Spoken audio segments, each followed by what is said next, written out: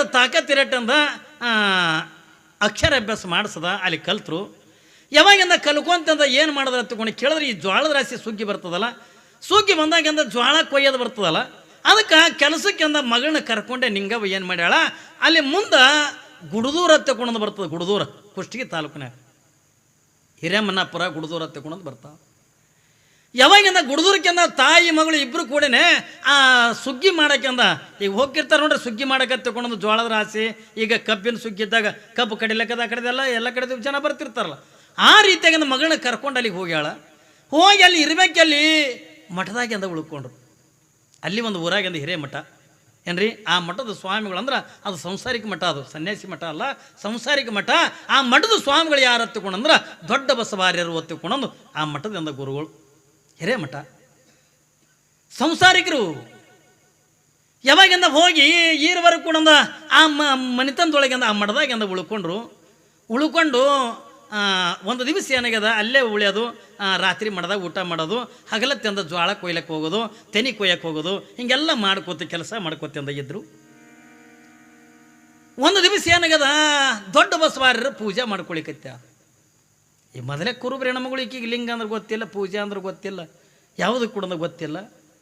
ಯಾವಾಗ ಒಂದು ದಿವಸದಿಂದ ದೊಡ್ಡ ಬಸವಾರ್ಯರು ಪೂಜೆ ಮಾಡ್ಕೊಳಕತ್ತಾರ. ಹಿಂಗೆ ಪೂಜೆ ಮಾಡ್ಕೊಳ್ಳುವಂಥ ಪ್ರಸಂಗದ ಒಳಗದ ಅಂಗೈಗಂದ ಹಿಂಗೆ ಲಿಂಗ ಇಟ್ಕೊಂಡು ಅವರು ತ್ರಿಕಾಲ ಲಿಂಗ ಪೂಜೆ ಇಟ್ಟರು. ದೊಡ್ಡ ಬಸವಾರ್ಯರು ಬೆಳಿಗ್ಗೆ 4 ಗಂಟೆಗೆ ಪೂಜೆ ಮಾಡ್ಕೊಳ್ಳೋರು. ದೊಡ್ಡ ಪೂಜಾ ನಿಷ್ಠಾವಂತರು ದೊಡ್ಡ ಬಸವಾರ್ಯರು. ಯಾವಾಗಿಂದ ಒಂದು ದಿವಸ ಹಿಂಗೆ ಕಿಡಿಕಿಯಾಗಿ ನೋಡಿದ್ರಾಗ ಆ ದೊಡ್ಡ ಬಸವಾರ್ಯರು ಹಿಂಗೆ ಅಂಗೈ ಒಳಗಿಂದ ಲಿಂಗ ಅಂತಕ್ಕಂದು ಇಟ್ಕೊಂಡು ಯಾವಾಗ ಲಿಂಗ ಪೂಜೆ ಮಾಡ್ಕೊಳಕತ್ತಾರ ಅದನ್ನು ನೋಡಿಬಿಟ್ಲು. ಯಾರು? ಯಮನವ್ವ. ವಯಸ್ಸೆಟ್ಟು 14-15 ವರ್ಷ.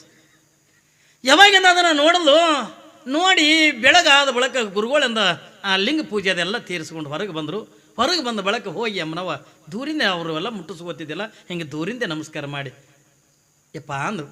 ಏನೋ ಯಮನವ ಯಪ್ಪ ಮತ್ತೆ ನೀ ಮುಂಜಾನೆಂದ ಪೂಜೆ ಕುಂತಿದ್ದೆಲ್ಲ ಅದಕ್ಕೆ ಕೈಯಾಗಿ ಇಟ್ಕೊಂಡಿದ್ದೆಲ್ಲ ಅದಕ್ಕೆ ಏನಂತಾರ ಅಂದ್ಲು. ಇದಕ್ಕೆ ಇಷ್ಟಲಿಂಗ ಅಂತಾರವಾ ಯಮನವ. ಯಪ್ಪ ನನಗೂ ಕೊಡಬೇಕು, ನನಗೂ ಅದು ಬೇಕು, ನಾನು ಅದರಿಂದ ಕಟ್ಕೋತೀನಿ, ಅದು ನಿನ್ನಿಂದ ಕಟ್ಕೋತೀನಿ, ನನಗೆ ಲಿಂಗ ಬೇಕತ್ತಿಕೊಂಡಂದಾಗ ಅದೆಲ್ಲ ಹಂಗೆ ಕೊಡಕ್ಕೆ ಬರಲ್ಲವಾ ಯಮನವ ಅಂದು. ಹಂಗೆಲ್ಲ ಕೊಡ್ಲಕ್ಕೆ ಬರಲ್ಲ, ಸಿಕ್ಕವ್ರಿಗೆ ಕೊಡ್ಲಕ್ಕೆ ಬರ್ತಾನೆ ಅದು ಲಿಂಗ ಅಂದು. ಹಾಗೆಲ್ಲ ಕೊಡೋಕೆಂದ ಬರಂಗಿಲ್ಲ. ಇದು ಬೇಕು ಒತ್ತಿಕೊಂಡಂದ್ರೆ ನೀ ಮಠದಾಗಂದ ಸೇವಾ ಮಾಡು, ನೀ ಸೇವಾ ಮಾಡಿದ್ರೆ ಮಾತ್ರ ನಿನಗಂದ ಇದು ಸಿಗ್ತದ ಹತ್ತಿಕೊಂಡಂದು ದೊಡ್ಡ ಬಸವಾರ್ಯರು ಹೇಳಿದಾಗ ಯಮನವ ಅಂತಾಳ, ಯಪ್ಪ ನೀ ಏನು ಸೇವಾ ಒಪ್ಪಿಸು, ನಾ ಸೇವಾ ಮಾಡ್ತೀನಿ ಹತ್ತಿಕೊಂಡಂದಾಗ ಮಠದಾಗಂದ ಆಕಳುಗಳದಾವಲ್ಲ ಆಕಳ ಕೈ ಹೋಗಂದು. ಮಠದಾಗ ಆಕಳದವಲ್ಲ ಆಕಳ ಕೈ ಯಾವಾಗ ನಿನ್ನ ಮ್ಯಾಲಿಂದ ಪ್ರೀತಿ ಅನ್ನಿಸ್ತದ ಅವಾಗ ನಾ ಕೊಡ್ತೀನಿ ಇದನ್ನ. ಹಾಗೆಲ್ಲ ಕೊಡಕಂದ ಬರಂಗಿಲ್ಲ. ನಿನ್ನ ಸೇವಾ ನನ್ನ ಮನಸ್ಸಿಗೆ ಇಡಿಸ್ಬೇಕು. ಏನ್ರಿ ನೀ ಮಾಡ್ತಕ್ಕಂಥ ಸೇವೆ, ನೀ ಮಾಡ್ತಕ್ಕಂಥ ಭಕ್ತಿ ಅದು ನನ್ನ ಮನಸ್ಸಿಗೆ ಇಷ್ಟ ಆದಾಗ ಮಾತ್ರ ಅದನ್ನು ನಾನು ನಿನಗೆ ಕೊಡ್ತೀನಿ ಎತ್ತಿಕೊಂಡೊಂದು. ಯಾವಾಗಿಂದ ದೊಡ್ಡ ಬಸವಾರ್ಯರು ಅಂದಾಗ ಆಯ್ತಪ್ಪ ನಾ ಆಕಳ ಕಾಯ್ತೀನಿ ಎತ್ತಿಕೊಂಡೊಂದು ದಿನ ಕಮ್ಮಿ ಒಂದು 40-50 ಆಕಳಿದ್ವು ಮಾಡಿದಾಗ ದಿನ ಆಕಳ ಕಾಯ್ಲಕ್ಕೆಂದ ಹೋಗಾಕಿ ಮನೆಯಾಗಿಂದ ಇವರು ಯಾರು ದೊಡ್ಡ ಬಸವಾರ್ಯರು ಏನು ಹೇಳಿದರು ನೋಡು, ಆಕೆ ಯಮನವ ಆಕಳ ಕಾಯ್ಕೊಂಡು ಬರ್ತಾಳ, ಆಕೆಗೆ ಹೊಟ್ಟೆ ತುಂಬ ಊಟ ಕೊಡಬೇಡ ಏನ್ರಿ, ಆಕೆ ಒಂದೇ ರೊಟ್ಟಿ ಕೊಡೋದು, ಒಂದೇ ಒಂದು ರೊಟ್ಟಿ ಕೊಡ್ಬೇಕು ಆಕೆಗೆ. ಯಾವಾಗಿಂದ ಒಂದೇ ರೊಟ್ಟಿ ಕೊಡ್ಬೇಕತ್ತಿಕೊಂಡಂದಾಗ ಆಯ್ತು ರೀ ಎತ್ತಿಕೊಂಡಂದು ಪಾಪ ಹಗಲೆಲ್ಲ ಆ ದನಗಳನ್ನು ಮೈಸ್ಕೊಂಡು ಬರೋಕಿ ಹೊತ್ತು ಮನೆಗೆ ಬಂದ ಬಳಕ ಈ ದೊಡ್ಡ ಬಸವಾರ್ಯರ ಮನೆಯಾಗಿಂದ ಧರ್ಮ ಪತ್ನಿ ಆ ಯಮನವ್ಗ ಒಂದು ರೊಟ್ಟಿ ಒಂದು ಈಡು ಪಲ್ಯ ಹಚ್ಚಿ ಕೊಡಕ್ಕೆ ಉಣ್ತಿದ್ಲು. ದೊಡ್ಡ ಬಸವಾರ್ಯರು ಕೇಳೋರು ಮತ್ತು ಒಂದೇ ರೊಟ್ಟಿ ಕೊಟ್ಟಿದ್ದಲ್ಲ ಮತ್ತೇನ್ರಿ ಕೇಳಿದ್ಲನ ಯಮನವ್ವ? ಏನು ಕೇಳಿಲ್ಲ. ಅದು ಒಂದು ರೊಟ್ಟಿ ಬಿಟ್ಟರೆ ಅಂದ್ರೆ ಬೇರೆ ಏನು ಕೇಳಲಿಲ್ಲ ನನಗೆ. ನಾಳೆಗಿಂದ ಒಂದು ರೊಟ್ಟಿ ಕೊಡಬೇಡ, ಅರ್ಧ ರೊಟ್ಟಿ ಕೊಡುವಕ್ಕಿಗೆ ನೋಡ್ರಿ. ನಾಳೆಯಿಂದ ಅವಳಿಗೆ ಅರ್ಧ ರೊಟ್ಟಿ ಕೊಡುವ ತಿಳ್ಕೊಂಡ್ರು. ಆಯ್ತು ಎತ್ತುಕೊಂಡ ಮರುದಿವಸದಿಂದ ಮತ್ತೆ ದನಗಳ ಮೈಸ್ಕೊಂಡು ಬಂದ ಬಳಕ ಅವಾಗ ಯಮನವಾಗಿ ಒಂದು ಅರ್ಧ ರೊಟ್ಟಿ ಕೊಟ್ಟರು. ಮತ್ತೆ ಕೇಳಿದ್ರು ದೊಡ್ಡ ಬಸವಾರ್ಯರು, ಮತ್ತು ಅರ್ಧ ರೊಟ್ಟಿ ಕೊಟ್ಟರೆ ಮತ್ತೆ ಏನ್ರಿ ಕೇಳಿದನು? ಏನು ಕೇಳಿಲ್ಲ. ಅದೊಂದು ಅರ್ಧ ರೊಟ್ಟಿ ತೊಗೊಂಡು ಹೋಗ್ಯ. ಮರುದಿವಸದಿಂದ ಅದಕ್ಕಿಂತ ಅರ್ಧ ಗಿರ್ದ.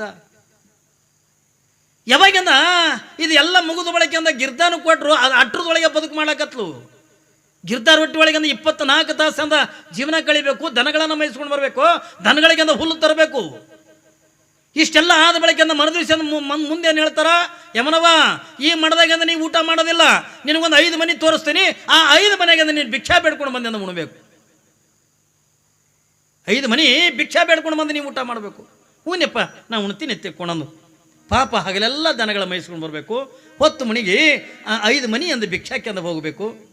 ಯಾವಾಗಿಂದ ಭಿಕ್ಷೆ ಬೇಡ್ಕೊಂಡು ಬಂದು ತಾಯಿ ತಾನು ಇಬ್ಬರು ಊಟ ಮಾಡ್ತಿದ್ರು ಏನ್ರಿ, ಇಬ್ಬರು ಊಟ ಮಾಡ್ತಿದ್ರು. ಯಾವಾಗಿಂದ ಇಬ್ಬರು ಊಟ ಮಾಡ್ತಿದ್ರು,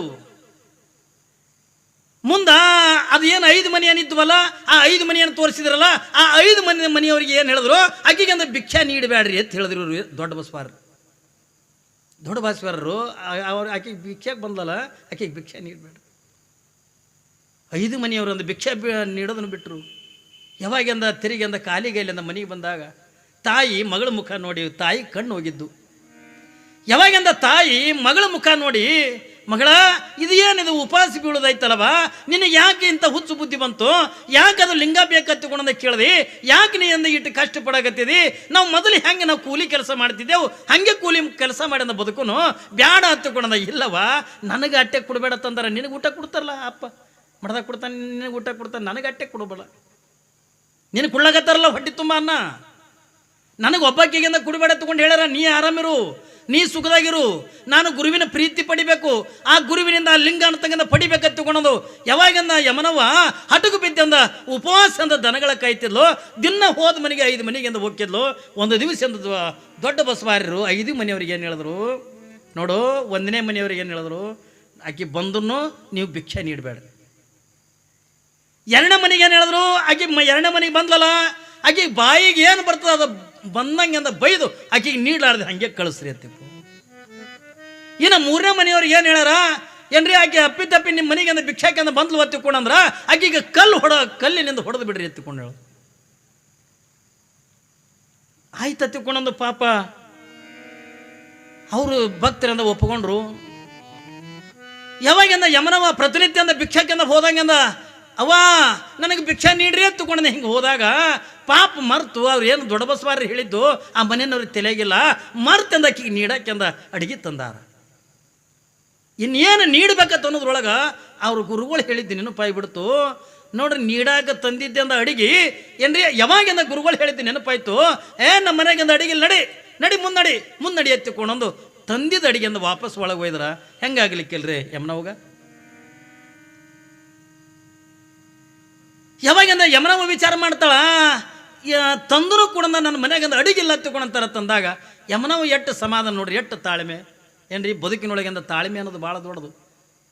ಯಾವಾಗಿಂದ ಯಮನವ್ವ ತಿಳ್ಕೊತಾಳ, ಬಹುಶಃ ಅದ್ರ ಮ್ಯಾಲೆ ನನ್ನ ಹೆಸರು ಬರೋದಿಲ್ಲ ಏನ್ರಿ, ಆ ಉಣ್ತಕ್ಕಂಥ ಅನ್ನದ ಕಾಳೆ ಮೇಲೆ ಅಕ್ಕಿ ಕಾಳೆ ಮೇಲೆ ಆ ಅಡಿಗೆ ಮೇಲೆ ನನ್ನ ಹೆಸರು ಬರೋದಿಲ್ಲ ಭಗವಂತ, ಅದಕ್ಕೆ ಅದು ತಂದನು ಕೂಡ ವಾಪಸ್ ಒಯ್ತಾರೆ, ಅವ್ರದ್ದೇನು ತಪ್ಪದ ತಿಳ್ಕೊಂಡು ನಕ್ಕೊಂತ 2ನೇ ಮನೆಗಿಂದ ಬಂದು ಬಳಕಿದ್ರ ಇಷ್ಟು ಬೈದ್ರೆ ಆಕೆ ಹೆಣ್ಮಗಳ್ರಿ ಮನಸ್ಸಿನಾಗಂದ ಕಳಕಳನಾಗತ್ತದ. ಯಾಕಂದ್ರೆ ಆಕೆ ಮಾಡ್ತಕ್ಕಂಥ ಸೇವಾ ದಿನನಿತ್ಯ ಮಡದಾಗ ಮಾಡ್ತಕ್ಕಂಥ ಸೇವಾ ಏನ್ರಿ, ಅವರೆಲ್ಲ ಜನರ ಜೋಡಿದಂದು ಪ್ರೀತಿ ಇದೆ ಮಾತಾಡ್ತಕ್ಕಂಥ ನೋಡಿದ್ರ ಏನ್ರಿ, ಎಲ್ಲರೂ ಕೂಡ ಇಡೀ ಊರ ಆಕಿನ ಮೇಲೆ ಅಟ್ಟ ಪ್ರೀತಿ, ಯಾರ ಮೇಲೆ, ಯಮನವನ ಮೇಲೆ. ಆದ್ರೂ ಕೂಡ ಗುರುಗಳ ಮಾತು ಕೇಳಂದ ಬೈಬೇಕಲ್ಲ, ಮನಸ್ಸಿನಾಗ ಬೈಬಾರ್ದು ಏನ್ರಿ, ಬೈಬಾರ್ದು. ಪಾಪ ಒಳ್ಳೆಕೆದಳ ಆಕೆ ಎದ್ರ ಸಲುವಾಗಿ ಬೈಬೇಕತ್ತಿಕೊಂಡಂದು ಎಲ್ಲರೂ ತಿಳ್ಕೊಂಡ್ರು. ಆದ್ರೆ ಗುರುಗಳು ಹೇಳ್ಯಾರಲ್ಲ, ಬಾಯಿಗೆ ಬಂದಂಗೆಂದ ಬೈಲಕತ್ರು. ಅಲ್ಲ ಏನಾಗ್ಯದ ನಿನಗ, ಮನಾರಂದ ವಯಸ್ಸಿಗೆಂದ ಬಂದಿದಿ, ದುಡಿತಕ್ಕಂಥ ಶಕ್ತಿ ಅದ, ದುಡ್ಕೊತ್ತನ್ನೋದು ಬಿಟ್ಟು ಅಂದ್ರೆ ಭಿಕ್ಷಾಕ್ ಬಂದು ಯಾಕೆ ತಿಳ್ಕೊಂಡಂದು ಯವ ಮತ್ತು ದುಡಿಯಾಕತ್ತೀನಲ್ಲ ಯವ ಅಪ್ಪನ ಮಾಡ್ದಾಗ ಮತ್ತು ಆಕಳ ಕಾಯ್ತೀನಲ್ಲ, ನಾನು ದುಡ್ದೇ ಬೇಡಕ್ಕೆ ಬಂದೀನಿ, ಹಿಂಗೆ ದುಡಿಯೋದಲ್ಲ, ನಿನ್ನ ರೊಕ್ಕದಾಗ ನೀ ತಿನ್ನಬೇಕು, ಹಿಂಗೆ ಬಾಯಿಗೆ ಬಂದಂಗೆ ಈ ಹೆಣ್ಮಕ್ಳ ರೀತಿಯಿಂದ ಬೇಗಳುಗಳು ಇರ್ತಾವಲ್ಲ ಹಂಗೆಲ್ಲ ಬೈದು ಬಿಟ್ರು. 3ನೇ ಮನೆಗೆ ಅಂದ ಬಾರ್ಲು. ಯಾವಾಗಿಂದ 3ನೇ ಮನೆಗೆ ಅಂದ ಹೋದಾಗ ಪಾಪ ಅವ್ರು ಗುರುಗಳು ಹೇಳಿದ್ರಲ್ಲ, ಅವಾಗ ಆಕೆಗೆ ಏನು ಮಾಡಿದ್ರು, ಇಂಥ ಕಲ್ಲು ತೊಗೊಂಡು ಬಡಗಿ ತೊಗೊಂಡಂದ ಆಕಿನ ತೆಲಿಗೆ ಅಂದ ಹೊಡೆದ್ರು, ತಲೆ ಹೊಡಿತು, ರಕ್ತ ಸೋರಾಕತ್ತಿತ್ತು. ಹಂಗೆ ಮನೆ ಮಠಕ್ಕೆ ಬಂದು ಕೂಡಲೇನ ಗುರುಗಳಿಗೆ ನಮಸ್ಕಾರ ಮಾಡಿದ್ಲು. ಯಾಕವ್ವ ಭಿಕ್ಷಕ್ಕೆ ಹೋಗಿ ಬಂದೆ, ಹ್ಞೂ ಯಪ್ಪ ಹೋದೆ, ನೀಡಿದ್ರ, ಹ್ಞೂ ಯಪ್ಪ ನೀ ಹೇಳಿದ್ದೆ ನೀಡ್ಯಾರ, ನೀ ಅವ್ರಿಗೆ ಏನು ಹೇಳಿದಿ ಅದನ್ನೇ ನೀಡ್ಯಾರ. ಯಾವಾಗಿಂದ ನೀ ಏನು ಹೇಳಿದಿ ಅದನ್ನೇ ನಿನಗೆ ನೀಡ್ಯಾರ ತಗೊಂಡು ಯಾವಾಗಿಂದ ಯಮನವ್ವ ಅಂತಾಳ. ಆಕಿನ ಸ್ಥಿತಿಯನ್ನು ತಗ ನೋಡಿ ಸ್ವತಃ ಗುರುಗಳಿಗೆ ಕಣ್ಣೀರು ಬಂದು, ಯಾರಿಗೆ ಇದನ್ನು ಪರೀಕ್ಷೆ ಮಾಡೋಕ್ಕಿದು, ಆಕಿಗೆ ಬೈಲಕ್ಕೆ ಹಚ್ಚಿದ್ದು, ಆಕಿಗೆ ಭಿಕ್ಷಾ ನೀಡ್ಲಾರ್ದಂಗೆ ಮಾಡಿದ್ದು, ಆಕಿಗೆಂದ ಹೊಡೆಸಿದ್ದು, ಇದು ಎಲ್ಲ ಎದ್ರ ಸಲುವಾಗಿ ಆಕಿನ ಭಕ್ತಿ ಅಂತಂಗ ಪರೀಕ್ಷೆ ಮಾಡೋದಕ್ಕಾಗಿ ಏನ್ರಿ ಇದು ಗಟ್ಟಿ ಐತೇನಿಲ್ಲ ಹೇಳ್ಯಾರಿಲ್ಲ ಚನ್ನಬಸವಣ್ಣವರು ಗಟ್ಟಿ ಇದ್ದಿದ್ದು ಉಳಿತದ ಜೊಳ್ಳಿದ್ದಿದ್ದನ್ನು ಹಾರುವಕ್ಕದ ತಗೊಂಡಂಗ ಇದು ಗಟ್ಟಿ ಆದಿನಿಲ್ಲ ಅನ್ನೋದನ್ನು ಪರೀಕ್ಷೆ ಮಾಡೋದಕ್ಕಾಗಿ ಯಾವಾಗ ಇಟ್ಟೆಲ್ಲ ಮಾಡಿಸಿದ್ರಲ್ಲ ಅವಾಗ ರಕ್ತ ಸೋರದನ್ನು ಯಪ್ಪ ಅವ್ರು ಏನು ಅಂದಿಲ್ಲ ನನಗೇನು ಹೊಡೆದಿಲ್ಲಪ್ಪ